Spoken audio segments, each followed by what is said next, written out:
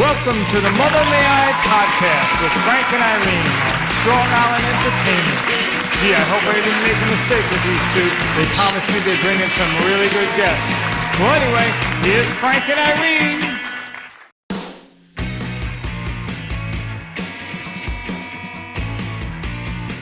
Oh, geez, here we go. Mr. Frank Conniff, thank you so much. I'm so glad that I could, we're going to hear that dinging. I'm so glad that I could rope you into doing this show. I'm sorry. I'm getting that a little, I know it sounded a little tantalizing. Talk slower, please. Please talk slower with this one. Now, I don't even, every time I open my eyes or I blink, somebody else's, it's a breeding ground, a cesspool, male toxicity in not only our industry, but it's ubiquitous. Anyway, that's another show. I want to thank you so much for doing this with me. And look what I'm wearing, Frank. Check this out. I thought you would appreciate this. Oh, very nice. That's right. Nice. This is to commemorate the late, great Mr. Milton Glaser. Now, I know a lot of people may know Milton. A lot of people don't know Milton. FYI, the song that you hear at the beginning of the show is actually Milton Glaser's niece, Gabby Glaser, who used to be in the band Luscious Jackson. She actually played guitar, and that's her song that's playing in the beginning, Balls Out. We love that song.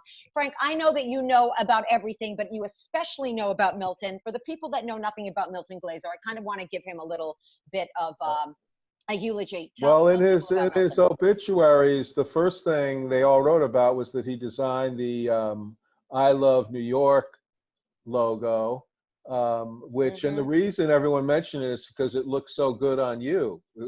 That's right. Because nothing. Yeah, I think it really, Frank, you really know how to flatter me. Okay, and I'm this close to letting go of my husband in COVID. Okay, because I can't take him. Now you're growing out your hair. I think that this is it. Okay, because I'm loving this hair. Now, Frank, first of all, I want to address that I am. It was a very scary time for you almost a year ago.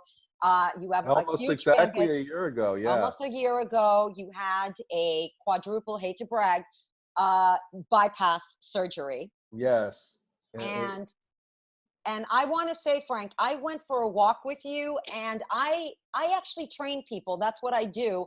And you almost gave me a fucking heart attack. I couldn't keep up with you. Seriously, Frank.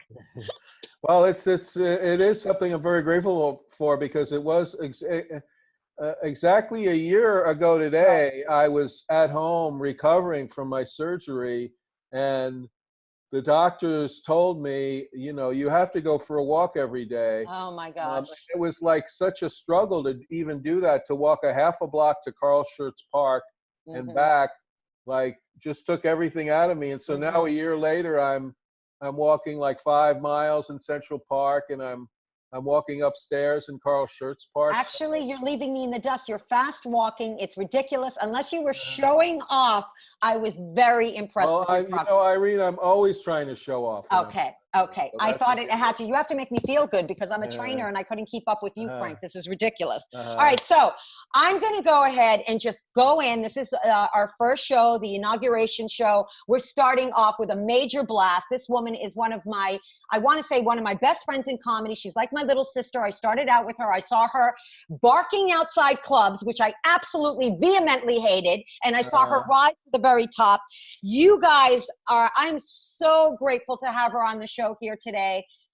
She's on standby. Let's just admit her. While I'm admitting her, I'm going to be telling you all the things that this woman did. And you'll probably, trust me, you'll probably know who she is already. You can see her on Always Be My Maybe, Ali Wong on Netflix. She's starring in The First Wives Club. She's the host of The Circle on Netflix. God damn it, she has her own comedy special coming out on Netflix. And now, as if that's not enough, she has her book out, Survival of the Thickest, the one and only, the beautiful, the lovely Michelle Buteau.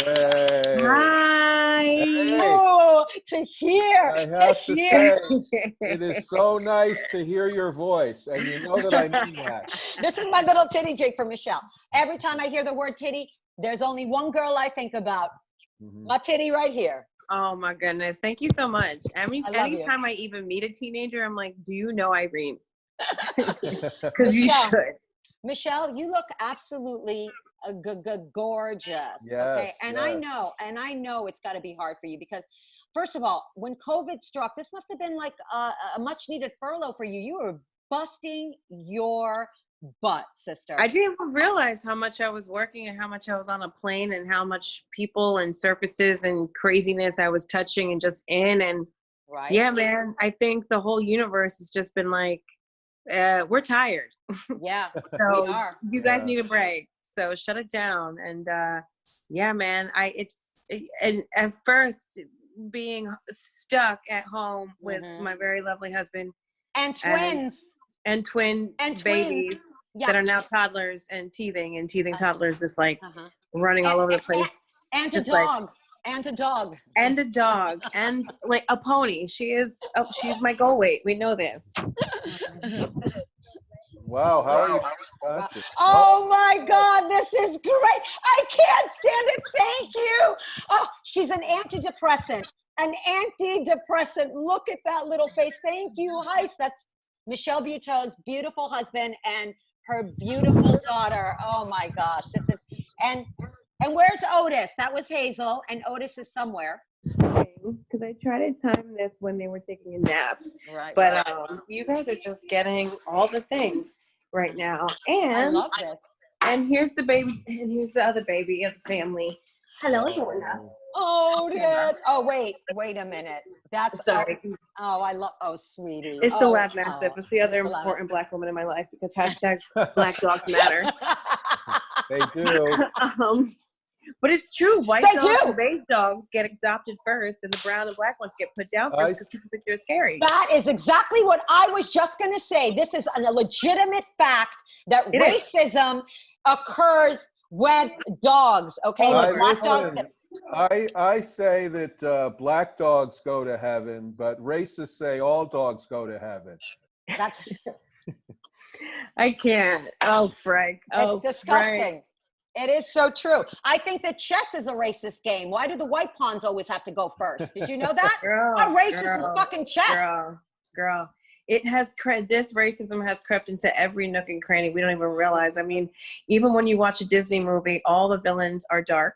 Mm-hmm. They come out at night. Everything. It's crazy. It's crazy. I remember being in the first grade, and my best friend at the time, this white girl. We both auditioned and we sang when the Saints Go Marching In. And the nuns were like, no, you ain't got it, but we'll put you in the First Testament play when God creates the earth, whatever. And so I was Let There Be Darkness and she was Let There Be Light. And I was like, is that racist? No, not at all. Not at all. I don't know where you're getting that from. I mean, seriously, this systemic racism. Yeah, I know exactly. Is crazy. Like it's just historically black hats are bad, white hats are good. I mean the symbolism of negativity when it comes to black and the positivity when it comes to white. And I love that we need to shift that. It's so colonial. Does it happen in Greece? Like, because a lot of people think I look Greek, and I'm like, do Greek people look Puerto Rican? Well, if we're lucky, okay. How's that? Sweetie, that's honestly, Greek people are, they hate everybody. I must say that. You're not Greek, or they think everybody's Greek. That's what Greek people do. They see you, Michelle Buteau. Oh, this is Greek. You're Greek. You're Greek. That's how, that's how want to claim you. Too. Yeah. Yeah. They want to claim you. So Michelle, I mean, honestly, you've got so much going on. And I was just telling Frank before I brought you on that I remember when you were barking outside clubs, and now you are on the pinnacle. You were my here's the other baby. Oh, great. Hi. Hi. Odie Bear, say hi. Hi. Okay. Okay. They just woke up from their nap. My friend Allison is in town from LA. She's been quarantining with us for a couple weeks and helping us with the babies. And cool. Man. Friendships are great. They are great. Now, Michelle, how are you? It's almost like I feel like this wasn't really a break for me. You went from busting your ass in show business to busting your ass as a mother. Yes. And a wife. I mean, it's funny because I'm the only child, and I've always been like, I'd love to have company. Wouldn't a full house be so fun?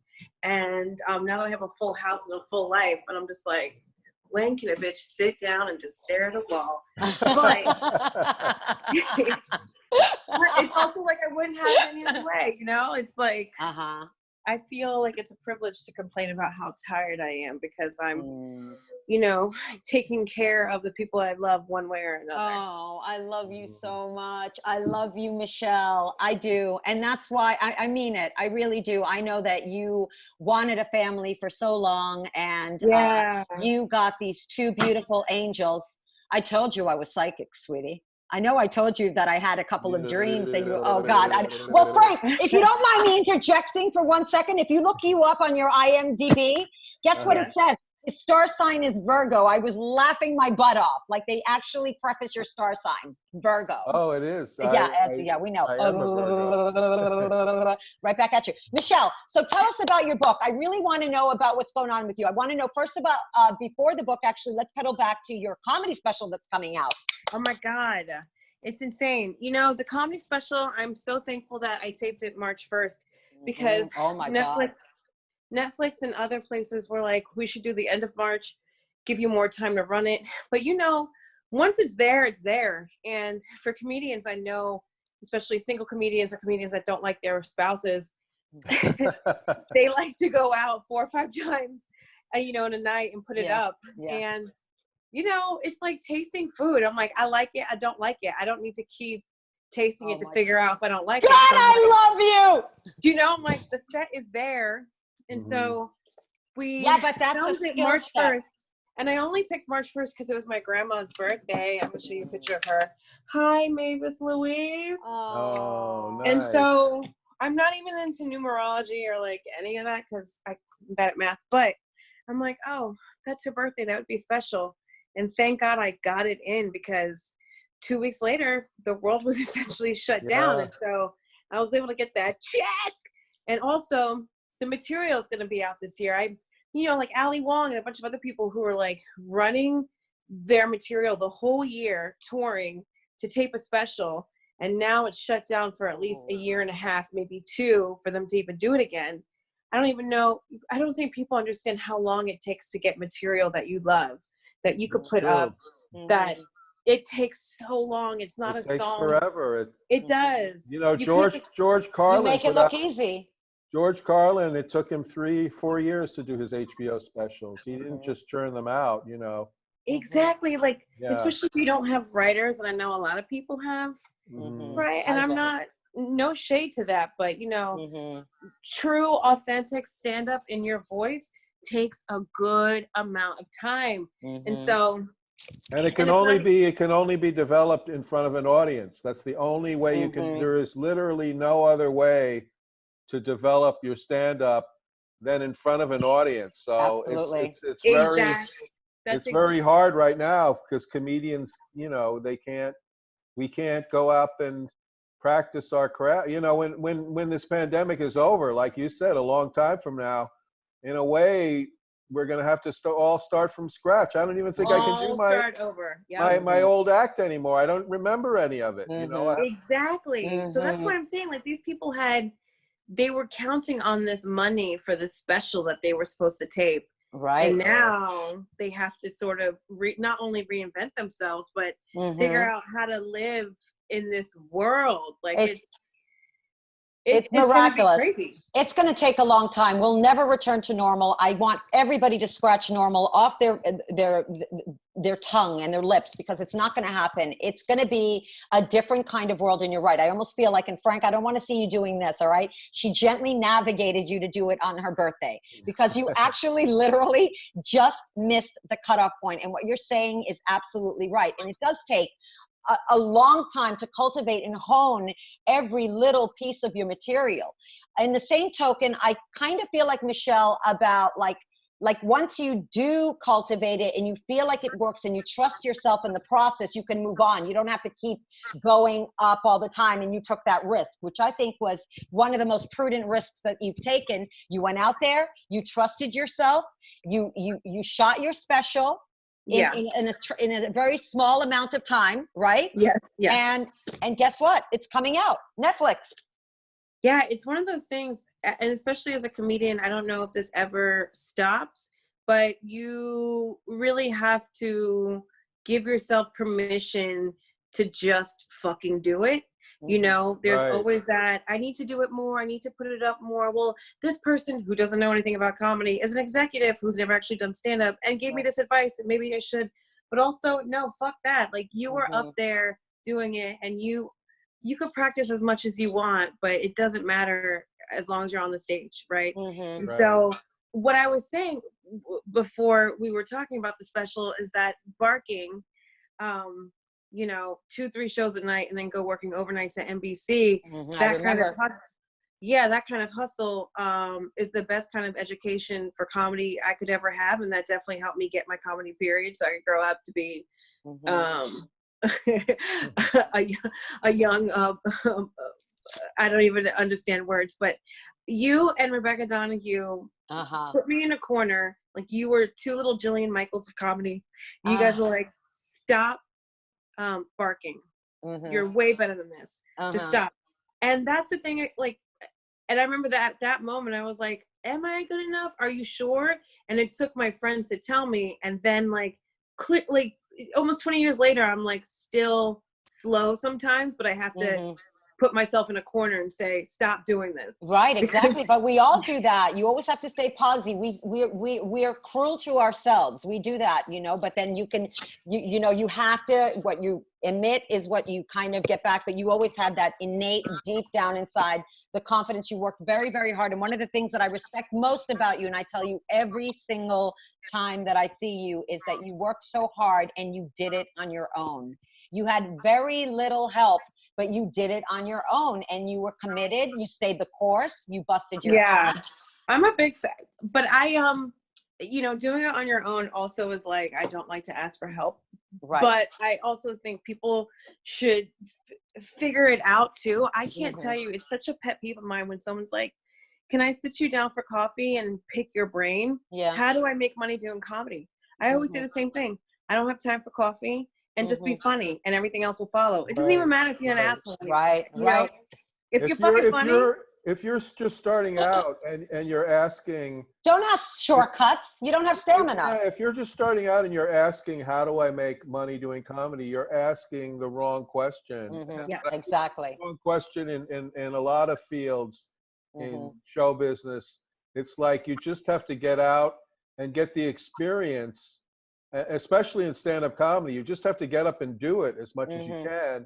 And then, you know, for me, for you, for all of us, it's just, then things just kind of work themselves out, and things happen. But it would not trust the process.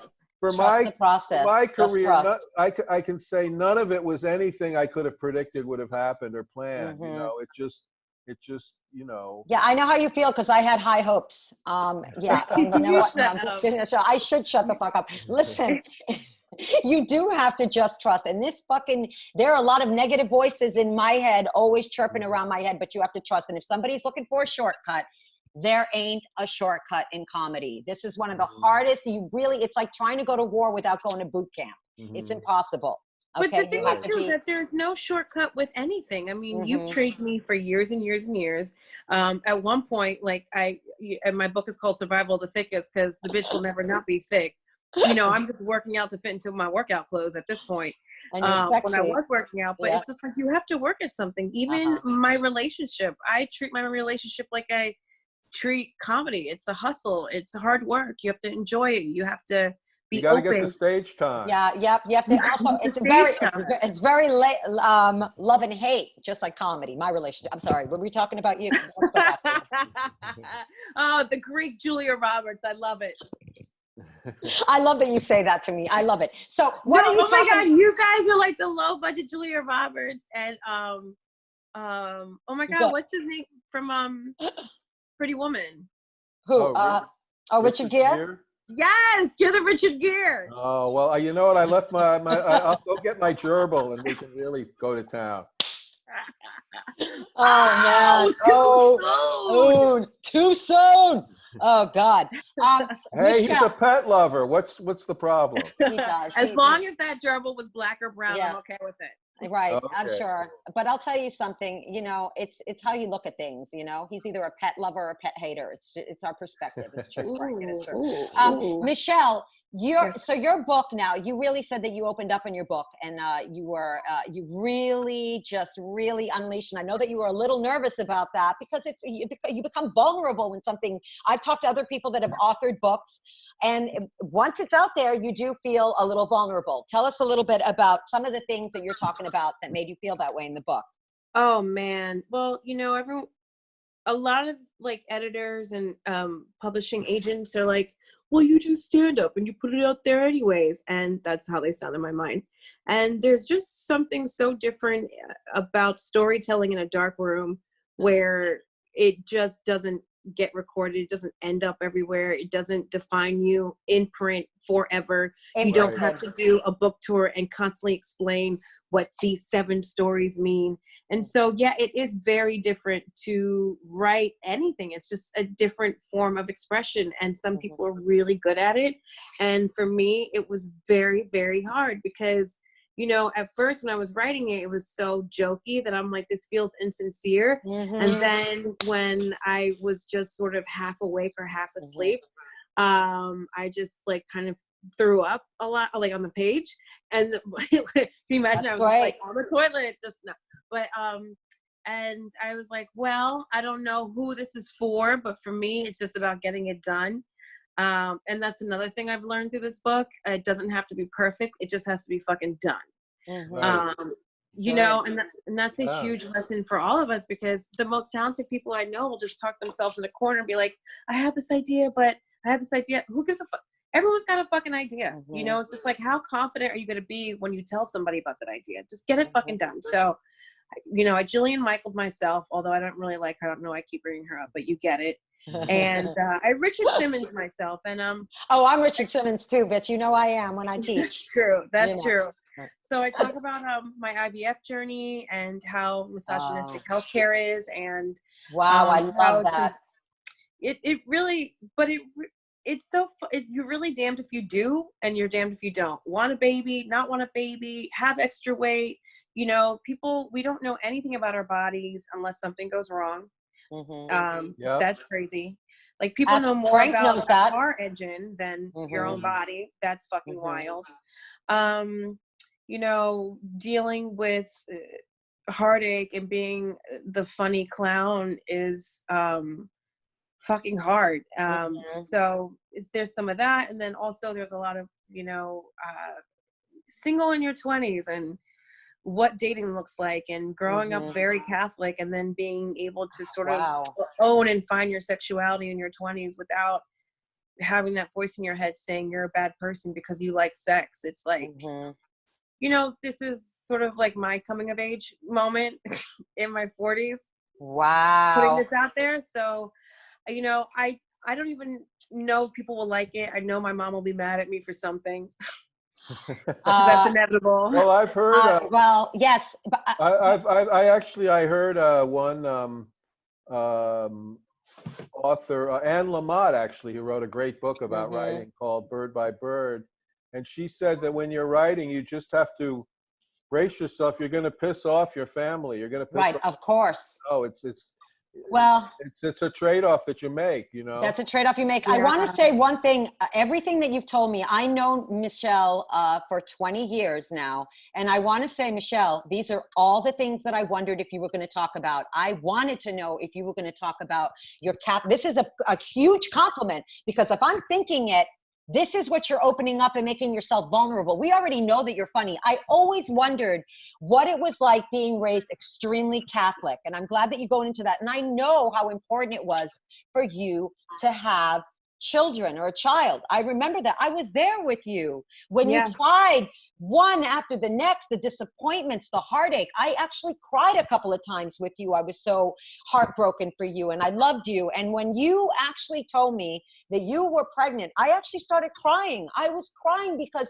I knew for how many years you tried to have a baby, and there's other stuff, and you had to deal with health issues. And so you're really going in deep and talking about this. And I think that's what, when you tell your life and somebody's going to judge your life, no one has the right to judge your life, okay? Because you're telling your story, your life, and you really went deeper than you're ever used to going, because as comics, like you said, we go here, we wear that mask.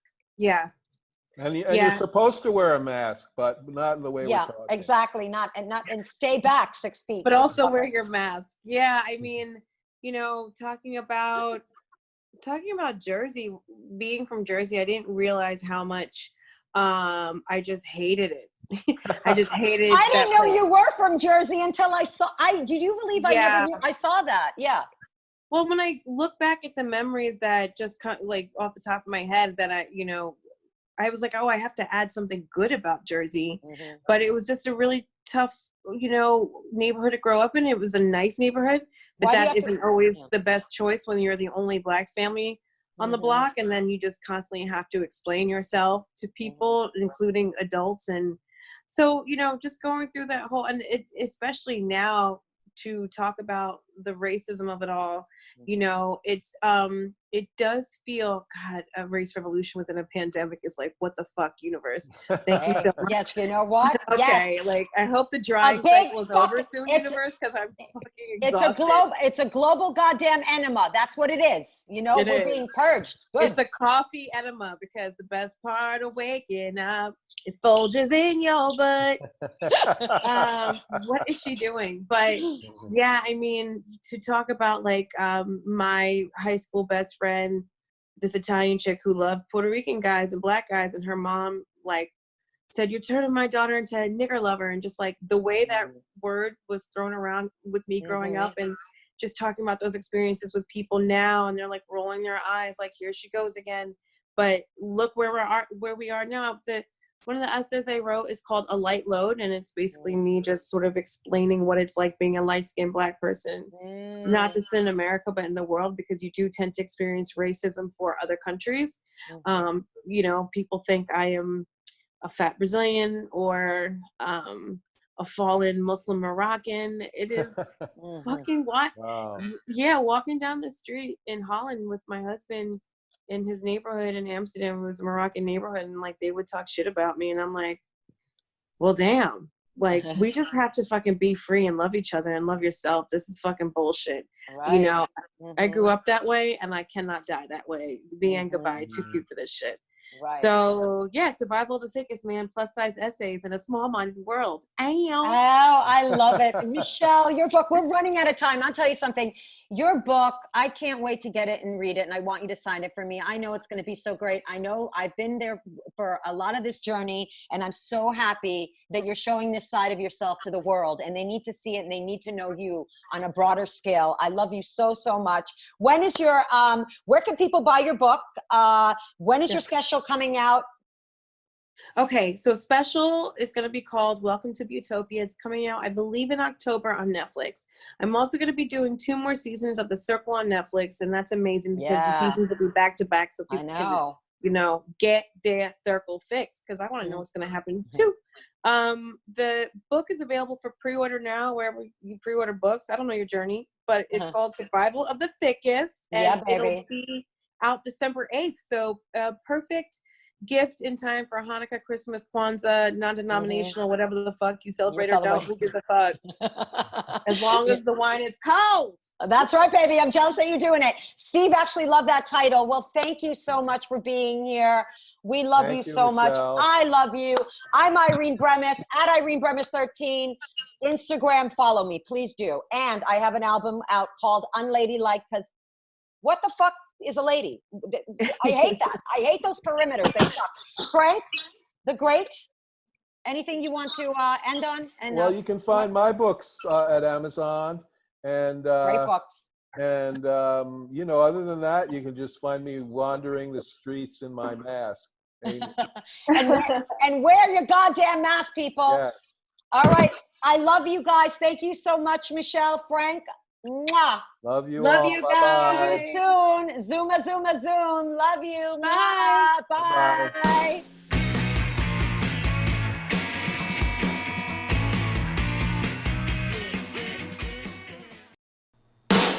Thanks for tuning in to the Mother May I podcast with Frank and Irene on Strong Island Entertainment. Check us out next week when Frank and Irene sit down with, you know what? I don't know what these two are going to do next, but we'll see you next week.